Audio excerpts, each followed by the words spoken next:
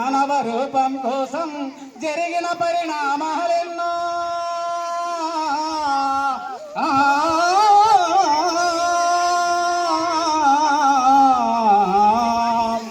మానవ కళ్యాణం కోసం పణమెట్టిన రక్తం ఎంతో రణరక్క శిఖరాల నృత్యం రాల్చిన పసి ప్రాణాలెన్నో కడుపు కోతతో హల్లాడిన కన్నుల్లో విషాదమెంతో గాయపడిన కవి గుండెలలో రాయబడిన కావ్యాలెన్నో ఆ చల్లని సముద్ర గర్భం. కరెక్టేనా?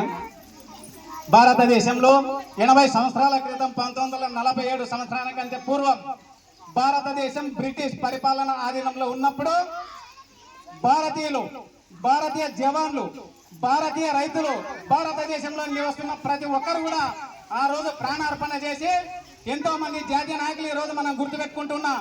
అంబేద్కర్ కావచ్చు, మహాత్మా గాంధీ కావచ్చు, ఇలాంటి గొప్ప గొప్ప నాయకులు ప్రాణ త్యాగాలు సైతం బలిదానం చేసి ఈ రోజు మనకు స్వాతంత్రం ఇచ్చిన దినంగా మనం జరుపుకుంటున్నాం.